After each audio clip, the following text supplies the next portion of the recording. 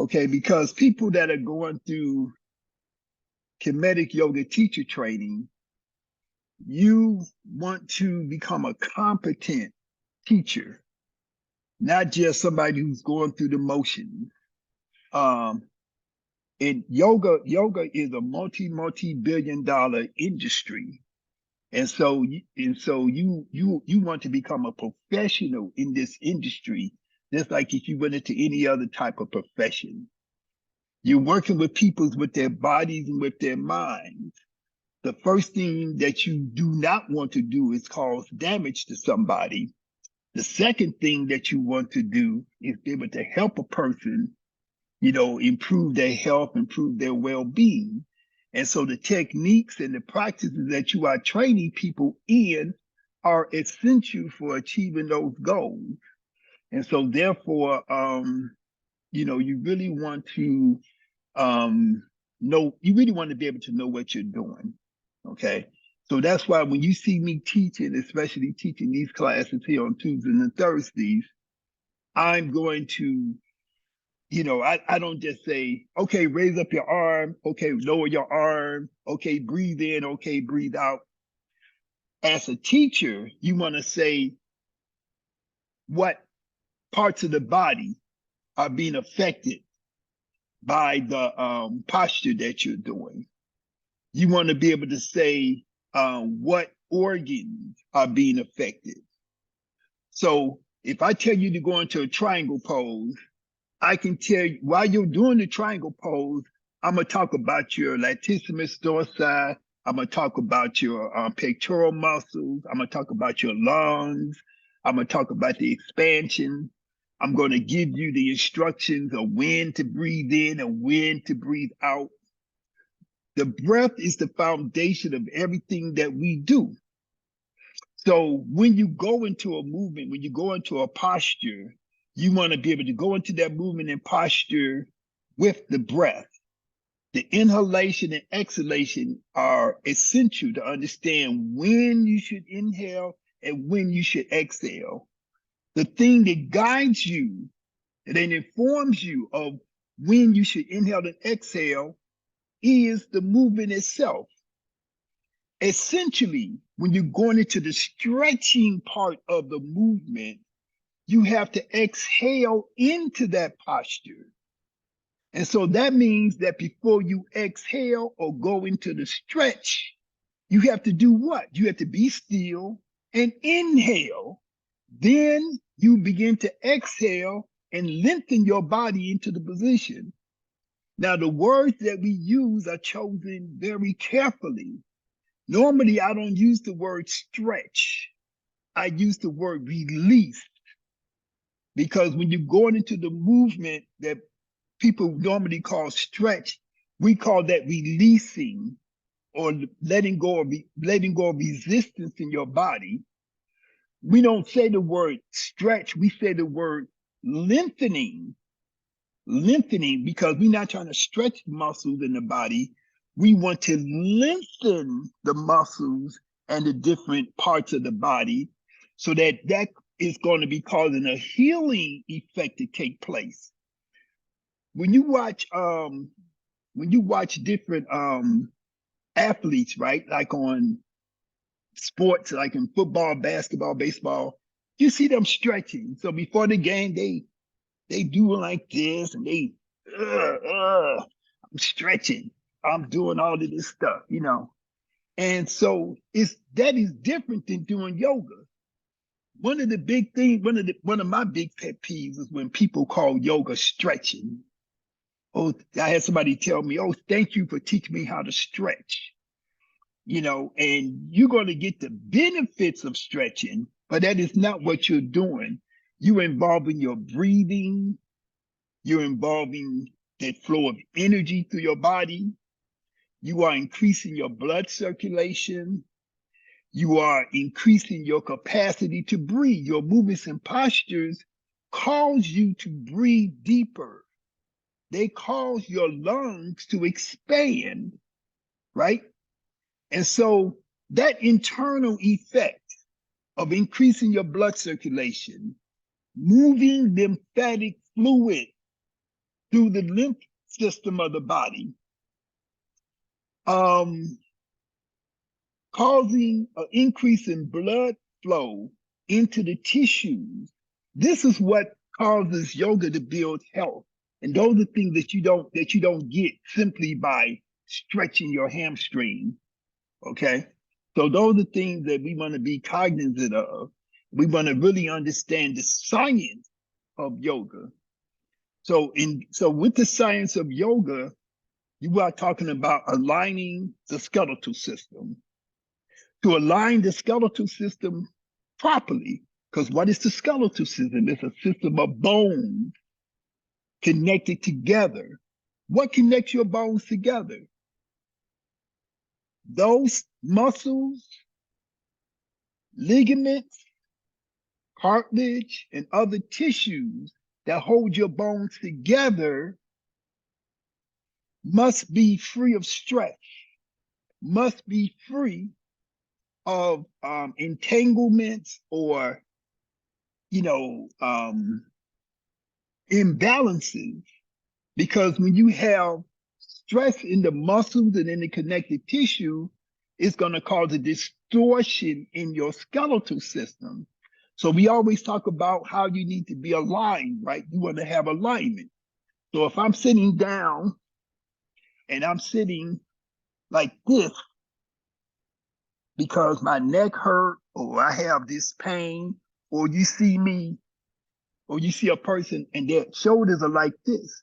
See, that is tension in the muscles that are causing the skeletal system to become distorted. And so that's throwing off the function of the internal organs. That's throwing off the function of the respiratory system. That's throwing off the function of the lungs. Okay?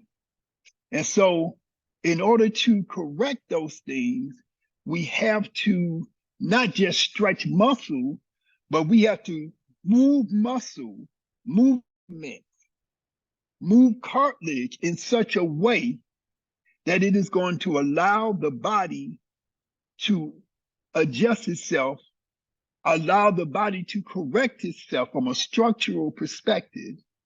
When you have tension and imbalances in the structure, that is going to affect the circulation of blood.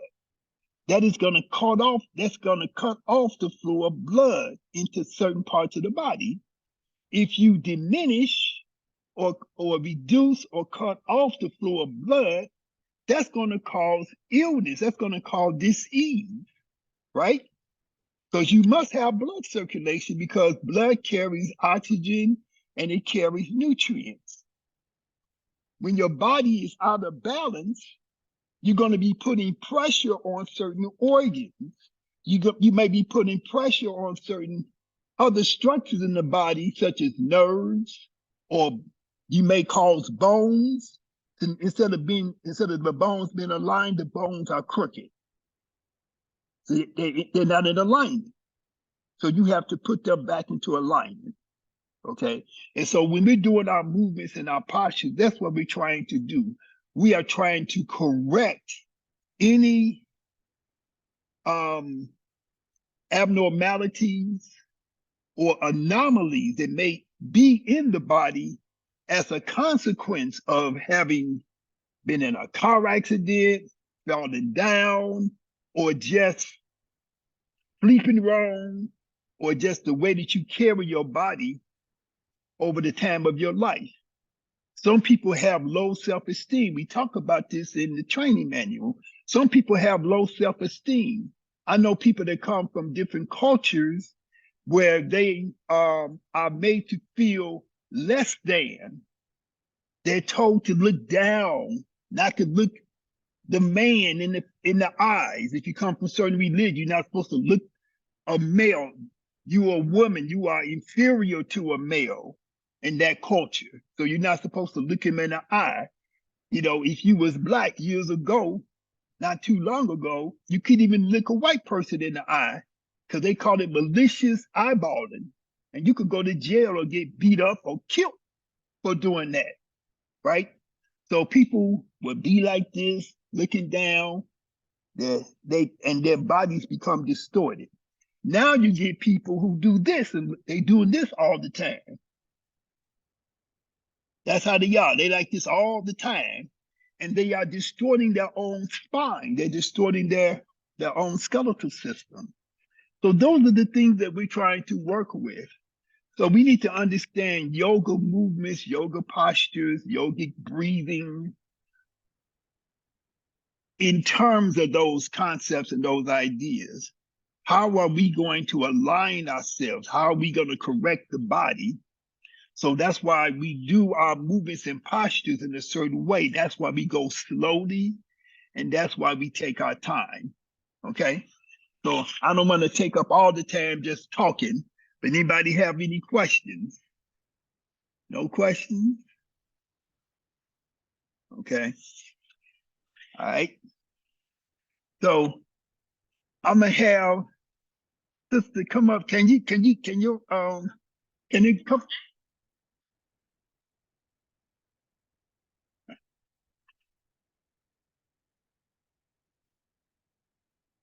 Okay, yeah, this is okay.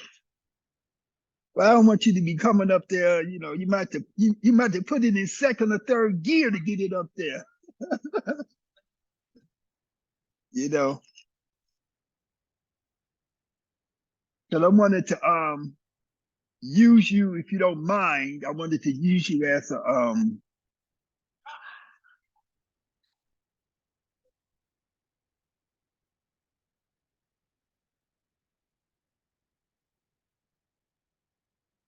I think it'll come up there. It's just a little ramp. It goes up ramps, right? Yeah, yeah. He'll come behind you. Yeah.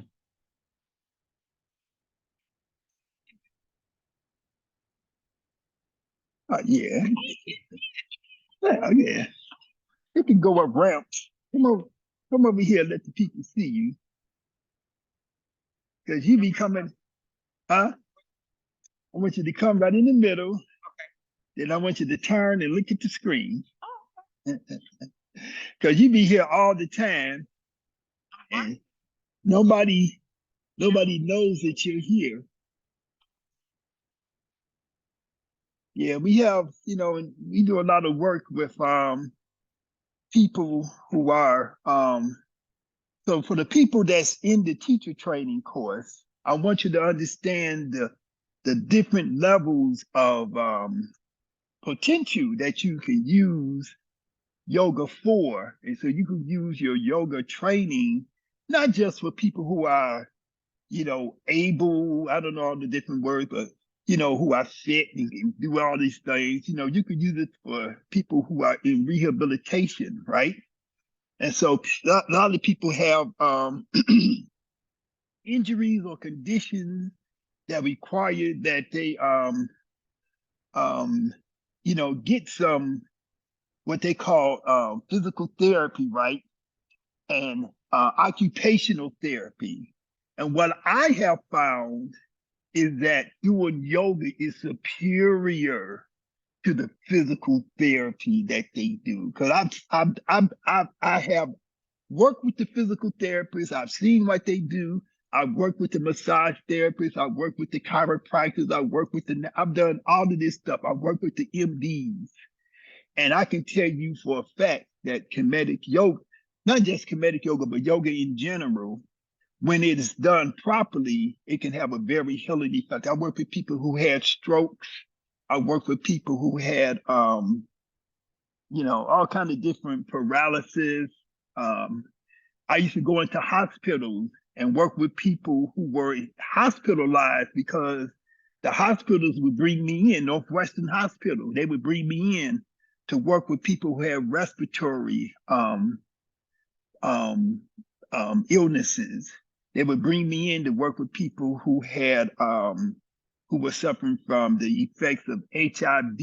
We had a whole program for the city of Chicago working with people who had who were either had HIV or had actually had AIDS. And we would work with them to do yoga and relaxation therapy in order to enhance their immune system so that they could, you know, have better outcomes. Okay.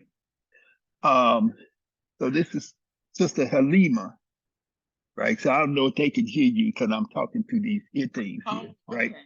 So so I just wanted to briefly go with you. What now? Do you mind telling us your condition that you're dealing with? No, multiplicity of things. I'm dealing with. They classify it as the first thing is MS. Multiple sclerosis. MS, multiple sclerosis. Yeah. And they say there's actually a genetic thing with that. I don't know that that's true. So I gotta I don't know if they can. I don't think they can hear you. Oh. No. They got. I'm talking through my ear things. Okay. So you're gonna tell me, then I'm gonna tell them. Okay. Just to make sure. Okay. I got it. Right. Scoliosis. What else did they tell? Okay. So she said multiple sclerosis, arthritis. Did you say rheumatism too? No, they said scoliosis. Scoliosis. And so scoliosis is where your spine, your spinal column, your backbone has a little S in it. Okay. And so that could be, it could be small, it could be a small distortion of the spine, or it could be larger. And it can cause changes in your posture. It can also cause a lot of discomfort. Okay. So yoga, you know, we work with a lot of people with scoliosis. So yoga helps that in terms of not necessarily making the spine become straight, but mitigating or reducing the progression of the scoliosis, and then also to help with managing the discomfort. Okay. And I think they connected. One time I ended up in a rehab place because I was pulling up, and that pain was excruciating as I was just trying to get up, and I could not go back down. The homemaker had to literally push me back down in the seat, and they never definitively said what caused it other than something hit a nerve. But I'm not talking about a minor pain. I know. I couldn't move. Yeah. And I had no idea, you know, what caused that. Okay. So you're in your chair. This chair is nice. But that's but this is kind of gory, but Oh, okay. And they told me I had to get an elevated seat. Yeah. Now whether that caused it or not, I don't know. But well, the elevated seat would help you to get up and down better. That's all. So they give you better. Right. Yeah. So we're just gonna work with what you told us so far. Okay. So movements, because I see you over there and I want to come over there and help her through the movement. Right. So we're gonna do you at first. So we're gonna take your arms. Okay. So a lot of times, one of the first things you want to look at when you work on a person is where their shoulders is at, right? Because you have this muscle here called the trapezius muscle. It begins at the base of the skull. It runs down the each side of the neck, goes into the top of the shoulders, and into the front part of the upper part of the back. Okay. And so that's why a lot of the movements that we do, you know, we see us extending, because we're trying to release the muscle here, which is called your the chicken wing. What's that called? Latissimus dorsi. So it's called latissimus dorsi. And so when we do triangle pose, so we're lifting up, we breathe in. Just the act of lifting the arm and extending the arm actually causes the lungs to expand. As the lungs expand, we're getting more oxygen. As we get more oxygen, that oxygen is going into the tissues, right? And so you're increasing blood circulation, and the blood is carrying oxygen, and the blood is carrying nutrients, okay? And then we always, whatever we do on one side, we always do the other side. And you always notice when we do triangle pose, we always turn the arm in. And so this point right here at the shoulder, where the shoulder connects to the socket. So you have a ball at the end of the upper arm, and it connects into the socket of the shoulder joint. So that's why the shoulder is called a ball and socket. And so you want to always have rotation, you want to have motion, okay, in those areas so that, excuse me, so that you know, so that you don't have that buildup of stiffness and stuff. Now, what I noticed about her arm too, when you're working with people, like if I bend my arm, if I straighten my arm out, you see that my arm is straight. Her arm, her elbow doesn't straighten. Now that's not an abnormality. That's the way certain people's bodies are made. Some people have a little notch in the elbow that prevents the arm from straightening.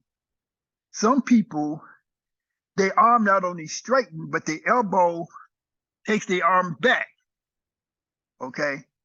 So their arm is almost like double joint.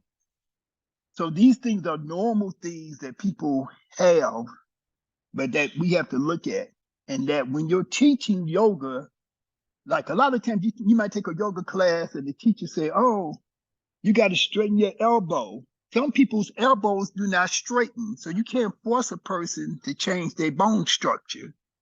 What we're doing is that we're simply working with the muscles, we're working with the soft tissues. Okay. Now let your arm go down. So now put this hand here. What I want you to do is breathe in through the nose, and I want you to slowly bend forward. And your goal is to get your chest to your thigh. Okay. Do I breathe in through the nose? Yeah, okay. Breathe in. Now you're gonna do this on the exhalation. So again, when we go into movements and postures, we go into the movement on the exhalation. Okay, so breathe in.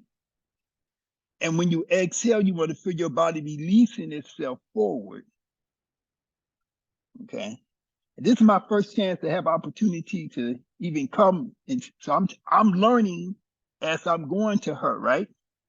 I take this arm, let it come down. Take this arm, let it come down. Let your arms just hang from the shoulders, okay? Now let your head go down, let your chin go down towards your chest, okay? Now, in our class, we always do some type of a forward bending pose. It could be from a standing position, from a sitting position. But all your forward bending poses do the same thing. They lengthen the spine. You see, I can see the twist in her, I can see the little turn in her spine. So I'm learning by helping her, and I'm learning through observation. I'm using my eyes and I'm using my hands to see what's happening with her body, right? And so I saw this arm being stuck back over here. That's why I moved it here. I'm moving this arm here, and I want to bring alignment, as much alignment as I can to her spine. So by her extending forward, she's lengthening the muscles in her spine. And by her bringing her abdomen towards her thighs, she's breathing in slowly through the nose. And I can feel the expansion. Now I want her to exhale. And when she exhales, I can feel the abdomen contract. And that motion is massaging her internal organs to stimulate her digestion and her elimination. Okay. Now she's going to come up. She's going to keep her chin on her chest, and she's going to move from her lower back when she comes up. And her arms are going to just hang down, and she's going to breathe in on the way up. Now put your hands on your knees. Oh, okay. Okay, now push up and straighten your back.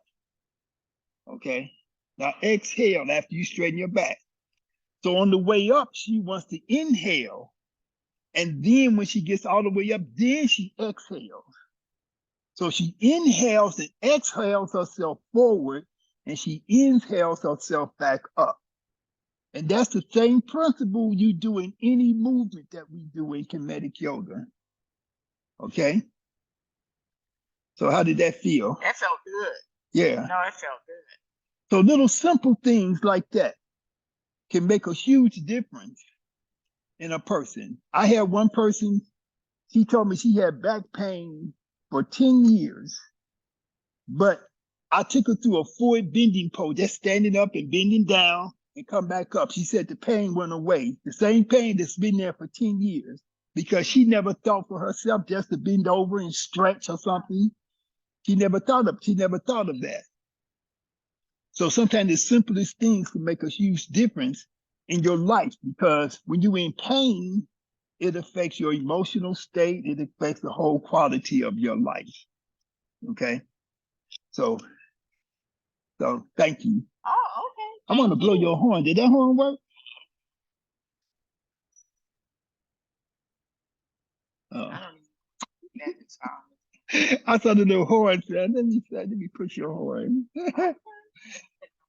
All right, but thank you. Oh. All right.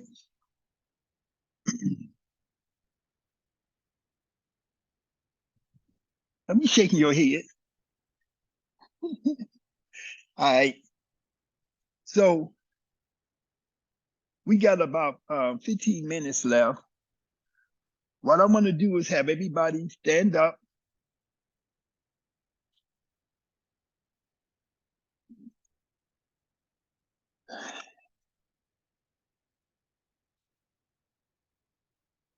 I want to do a little bit of work on one of my favorite postures. So I want y'all to come out here. I want y'all to turn your mat the other way. Turn them this way. Because we're going to work on one of my favorite poses. It's called the triangle pose. Okay.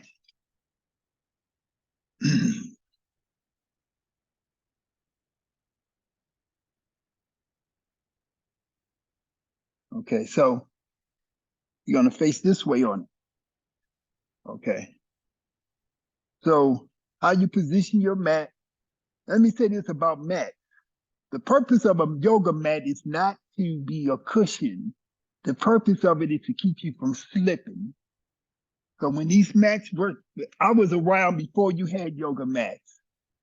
And when these mats first were invented, they were called sticky mats, because they're supposed to help your feet from sticking, even though a lot of them are slick when you first get them, then you have to break them in, okay? So let's take our feet, bring our feet even with each other, about 45 inches beyond the width of our shoulders. And we're gonna turn our feet in towards each other. We're gonna turn the toes slightly pigeon-toed, okay? And then I want you to take your left foot, come up on your heel, pivot on the foot. So when we do that movement, and so I'm gonna take this kind of slow. When we do that movement, what are we doing? What's happening anatomically with your body? The first thing you're doing is that you're going into your hip.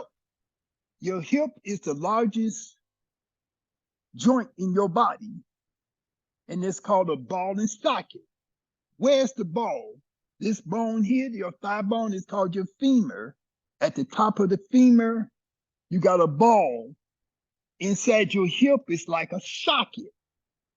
So when you come up on your heel, the reason why we do it like that, the reason why I don't just tell you, just do like this, you know, the reason I tell you to do it systematically, because we try to go into that joint to improve the conditions of blood circulation and everything else inside of that joint. So when we lift up on the heel and then we rotate, this is rotating from the hip to turn the foot out. Then we put the foot flat, and then we bend the knee. So that's what we call geometric progression. We don't just say, okay, everybody, put your legs out, and then put this leg over like this. And I could just say that, but I want you to do this systematically, because we kind of really go into those areas of the body. So you come up, rotate, flat, and then you gradually engage the leg. So that now the thigh, if you hit your thigh, you feel your thigh, you can feel this muscle starting to work. You can feel the quadricep muscle here, and you can also feel the tibius band muscle on the outer edge of the thigh, okay?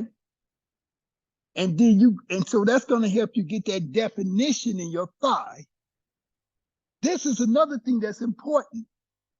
Your knee never bends past your ankle. So you look at my knee now, you see that angle of my knee? That's gonna damage your knee. So that's why we pay so much attention to alignment. We want the knee to stay aligned with the ankle. We want this part of the leg. We want this bone here to be perpendicular. Remember what the word perpendicular means. It means making a straight line to the plane. The floor is a plane. It's a flat surface. And this bone is intersecting. Okay? So that's what we call geometry. That's why we use the term geometric progression. Everything that we do is based upon science. So when we bend, we are engaging the thigh muscle. We take the left forearm. This is what we did with the kids yesterday. We was teaching this movement with the kids that we worked with at the school yesterday. Put your left forearm across your left thigh. Put your right hand on your hip. Now, you want your upper body, you don't want to face the ground. You want your upper body to face up or to face outward. Okay, so we're working with the different planes of the body. Your right arm extends back, turn it up towards the ceiling. When you breathe in, the arm goes up to 12 o'clock. When you exhale, the arm goes over your ear, parallel with the floor or at an angle. Now breathe in, breathe out. Breathe in, breathe out. Inhale your right arm up. Exhale your right hand down to your hip. Put your left hand to your thigh and lift up. Inhale as you come up. Now come up on your heel. Turn the foot back to the front. Pivot.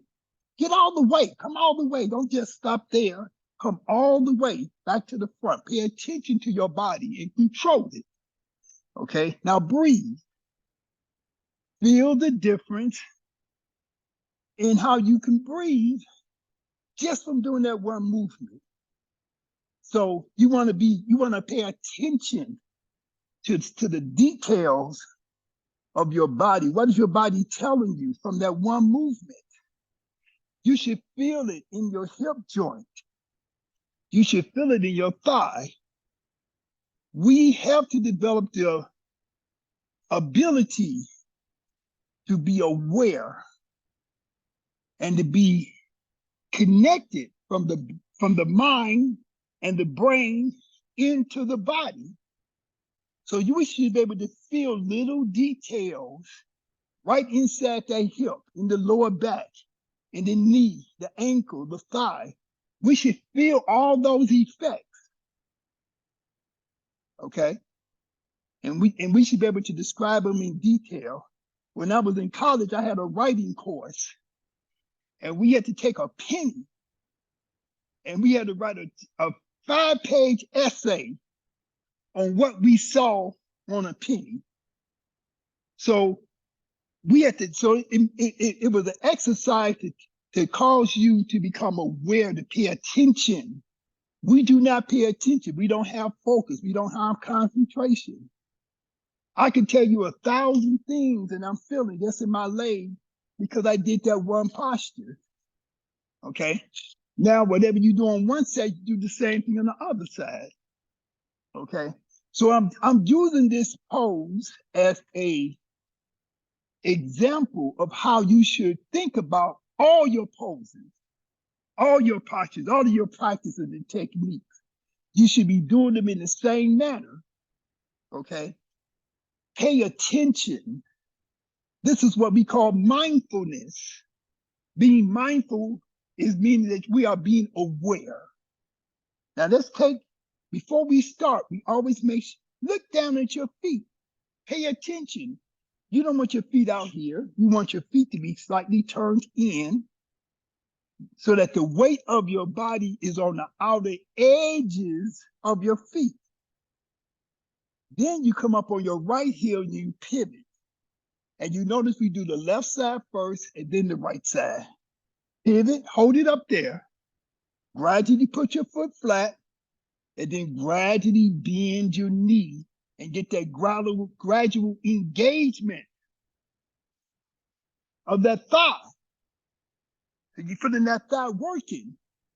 When you look at your knee and look at your foot, you don't want your knee to go over there. You want your foot to go this way, and you want your knee to go in the same direction, and your knee be lined up with your ankle. Okay? Now I'm taking all of this slow detail because this is essential to understanding everything that we do. You take the right arm, the middle of your right forearm is going to go across your thigh, and your weight is going to go on there. Put the weight on there. Lean into it. And then, but don't bend down like this. Keep this up. You see? See what I'm doing? So you want to keep the weight on there, but at the same time, keep your chest up. You put your left hand to your hip and you turn your chest out to the side. So when I say turn your chest, I ain't talking about your head. Your chest is here. I can turn my chest without even moving my head. But because my head is attached, I'm letting my whole body extend. So my head is not hanging down. That's what you see a lot. You want to keep the head in alignment with the rest of the spine. Then you take that left arm, extend it back, you rotate it, you breathe in as you lift, and as you exhale, you put the arm even with the ear, and you breathe. So now you have a lengthening from the hip, through the ribs, through the latissimus dorsi, through the pectoral muscle, through the trapezius muscle, all the way to the fingertip. And then with your inhalation, you lift. With your exhalation, your hand comes to the hip, your right hand comes to your thigh, and you push up. And you come up on your right heel, and you pivot that right foot back to the front. Come all the way to the end, all the way. Pay attention. You know, do it correctly. Now take a breath. Now breathe. And feel how much deeper. Feel the changes in your respiratory system. Now, from here, breathe in, exhale, and push your hips back. Exhale as you bend forward.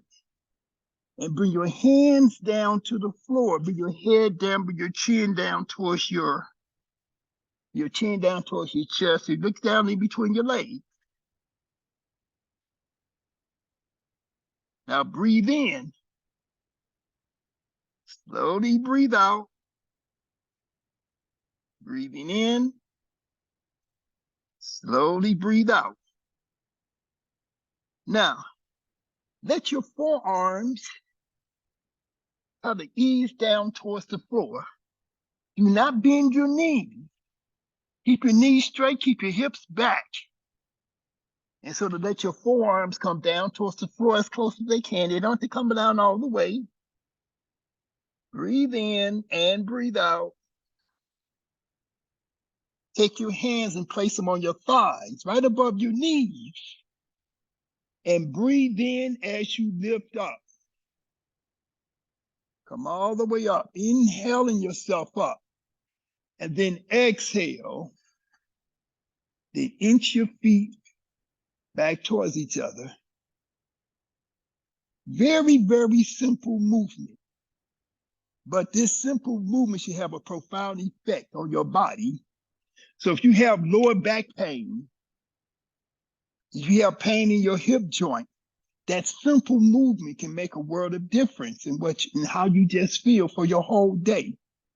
We have increased blood circulation into our brain. We've done a lot of stuff just with that one little simple movement. And we have also run out of time. So let's take our left arm across the chest, our right arm across the left, and then we make our fists, and with our eyes closed and with sincerity, we give thanks and praise to the Creator and to our ancient ancestors who have revealed to us this knowledge of rejuvenation and revitalization. So as we step into the future with the knowledge from the past, the breath will be able to flow long, slow, and deep to bring rejuvenation, revitalization, balance, and harmony to the mind, the body, and the spirit. Hotel. Thank you very much. Everyone. Thank you, Master. Hotel. Thank you, Master. You're welcome.